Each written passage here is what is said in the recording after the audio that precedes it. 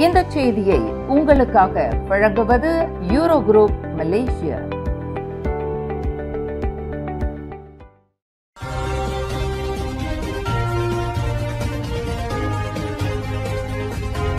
வணக்கம். திசைகளின் 5 மணி செய்திகள். மக்களுக்கான அரசாங்க உதவிகளில் இன ரீதியான கண்ணோட்டம் வேண்டாம். தீபாவளி திறந்த இல்ல உபசரிப்பு நிகழ்வில் பிரதமர் வலியுறுத்து. மக்களுக்கான அரசாங்க உதவிகளில் இன ரீதியான கண்ணோட்டமோ அல்லது விவாதமோ வேண்டாம் என்று பிரதமர் டத்தோஸ்ரீ அன்வர் இப்ராஹிம் வலியுறுத்தியுள்ளார். அரசாங்க உதவிகளில் இனம் ரீதியான முலாம் பூசப்படுவதும் அல்லது அதனை சர்ச்சையாக்குவதற்கு முயற்சிக்கும் தரப்பினரின் செயலை அரசாங்கம் ஒருபோதும் சகித்துக் கொள்ளாது என்று பிரதமர் நினைவுறுத்தினார். தமது தலைமையிலான ஒற்றுமை அரசாங்கத்தால் செயல்படுத்தப்படும் அனைத்து கொள்கைகளும் ஒதுக்கீடுகளும் உதவி திட்டங்களும் இன மத அல்லது மாநில அளவிலான பின்னணியை பொருட்படுத்தாமல் மக்களின் தேவைகளின் அடிப்படையில் பூர்த்தி செய்யப்பட்டு வருவதாக பிரதமர் விளக்கினார். இனத்தின் அடிப்படையில் உதவி குறித்து சர்ச்சைகளை கொண்டு வர வேண்டாம். இனத்தை பொருட்படுத்தாமல் தகுதியுள்ள அனைவருக்கும் அரசாங்கம் உதவி வருகிறது. அதிலும் அவர்கள் மிகவும் ஏழைகளாக இருந்தால் அவர்கள் அரசாங்கத்தின் உதவிகளை பெறுவதற்கு தகுதியுள்ளவர்கள் என்று டத்தோஸ்ரீ அன்வார் குறிப்பிட்டார். மலேசியாவில் இன ரீதியான அரசியல் மேலோங்க நாம் தொடர்ந்து அனுமதித்தால் இந்த நாட்டை ஒரு முன்னேற்றகரமான பாதைக்கு கொண்டு செல்வதில் நாம் தோல்வி அடைந்து விடுவோம் என்று பிரதமர் நினைவுறுத்தினார்.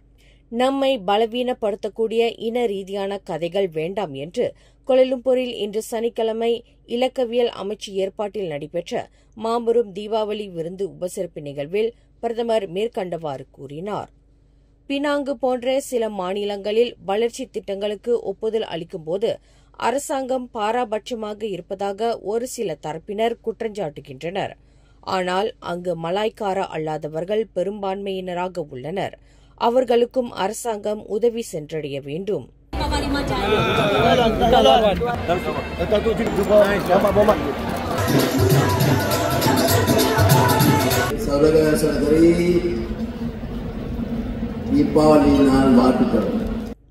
கிளாந்தானிலும் மலாய்க்காரர்கள் அதிகமாக உள்ளனர். அவர்களுக்கும் அதிகமான உதவிகள் சென்றடைகின்றன. கோலாலம்பூரில் பத்து தொகுதியை உள்ளடக்கி செந்தூலில் அதிகமான இந்தியர்கள் உள்ளனர். அங்கு வறுமையில் உள்ளனர். அவர்களுக்கு அதிகமான உதவிகள் சென்றடைகின்றன. அதனை நாம் கேள்வி எழுப்ப முடியுமா என்று டத்தோஸ்ரீ அன்வார் வினவினார். இந்த முறை இந்தியர்களுக்கு அரசாங்கத்தின் அதிகமான உதவிகள் சென்றடைந்திருப்பதை சுட்டிக்காட்டிய பிரதமர், வறிய நிலையில் யார் இருந்தாலும் அவர்களின் பின்னணி பாராமல் அரசாங்கத்தின் உதவிகள் சென்றடையும் என்று உறுதியளித்தார். இலக்கவியல் அமைச்சர் கோபிந்த் சிங் டியோ தலைமையில் நடைபெற்ற இந்த நிகழ்வில் தொழில் முனைவோர் கூட்டுறவு மேம்பாட்டுத்துறை துணை அமைச்சர் டத்தோஸ்ரீ ஆர் ரமணன், தேசிய ஒற்றுமைத்துறை துணை அமைச்சர் சரஸ்வரி கதசாமி, கோலாலம்பூர் ஸ்ரீ மகா மாரியம்மன் கோவில் தேவஸ்தான தலைவர் தான் ஸ்ரீ டத்தோ ஆர் நடராஜா உட்பட முக்கிய பிரமுகர்களும் பொது மக்களும் கலந்து கொண்டனர். இந்தியர்களின் உருமாற்று பிரிவான மித்ராவிற்கு தலைமையேற்றிருக்கும் பத்து MP பி பிரபாகரனிடமிருந்து அதன் தலைமை பொறுப்பையும் அனைத்து பணிகளையும் தாம் எடுத்துக் கொண்டதாக கூறப்படுவதை தொழில் முனைவோர் கூட்டுறவு மேம்பாட்டுத்துறை துணை அமைச்சர் டத்தோஸ்ரீ ஆர் ரமணன் வன்மையாக மறுத்தார். அவ்வாறு கூறப்படுவதில் அடிப்படை உண்மை இல்லை என்று டத்தோஸ்ரீ ரமணன் விளக்கினார்.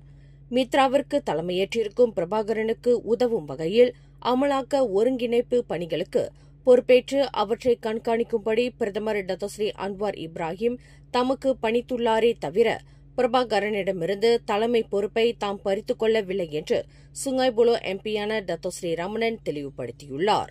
பிரபாகரனுடன் தாம் இன்னமும் தொடர்பில் இருப்பதாகவும் இப்போது கூட அவரை தாம் சந்தித்ததாகவும் எங்களுக்குள் எந்தவொரு கருத்து வேறுபாடோ அல்லது நெருக்கடியோ இருந்ததில்லை என்று டத்தோஸ்ரீ ரமணன் விளக்கினார்.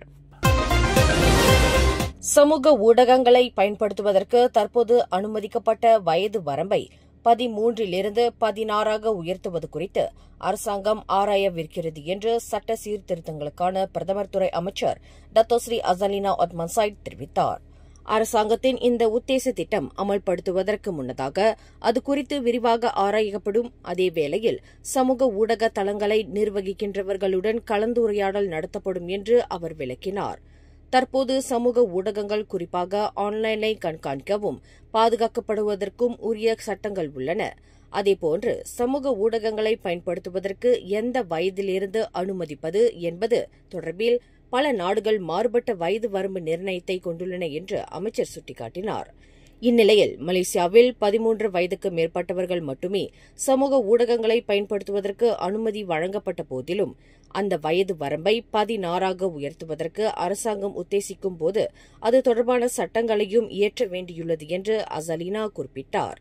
சமூக ஊடகங்களை பயன்படுத்துபவர்களின் வயது வரம்பு 16ஆக உயர்த்துவது தொடர்பில் தொடர்புத்துறை அமைச்சர் டத்து ஃபமி ஃபசில் நேற்று பரிந்துரை செய்திருப்பது தொடர்பில் கருத்துரைக்கையில் அசலீனா மேற்கண்டவாறு கூறினார்.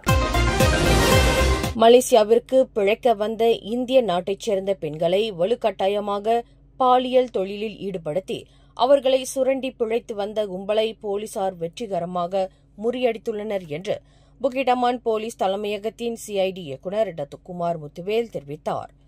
25க்கும் 40க்கும் இடைப்பட்ட வயதுடைய 7 பெண்களுக்கு மலேசியாவில் கவர்ச்சிகரமான வேலை வாய்ப்புகளை ஏற்படுத்தி தருவதாக கூறி அவர்களை வரவழைத்து பாலியல் நடவடிக்கையில் அந்த கும்பல் ஈடுபடுத்தியது அம்பலமாகியுள்ளதாக டத்து குமார் குறிப்பிட்டார். அந்த 7 பெண்களும் கோலாலம்பூர் ஜலன் அம்பாங்கில் உள்ள ஒரு ஹோட்டலில் வலுக்கட்டாயமாக அடைத்து வைக்கப்பட்டு அவர்கள் பாலியல் நடவடிக்கையில் ஈடுபடுத்தப்பட்டு வந்துள்ளனர் என்பது விசாரணையில் தெரிய வந்துள்ளது என்று டத்து குமார் தெரிவித்தார்.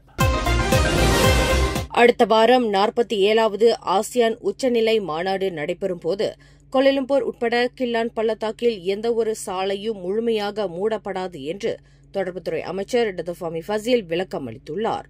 ஆசியான் உச்சநிலை மாநாட்டு முக்கிய நிகழ்வுகள் நடைபெற்று முடிந்ததும் கோலாலம்பூரில் உள்ள அனைத்து சாலைகளும் மீண்டும் திறக்கப்பட்டுவிடும் என்று அவர் குறிப்பிட்டார்.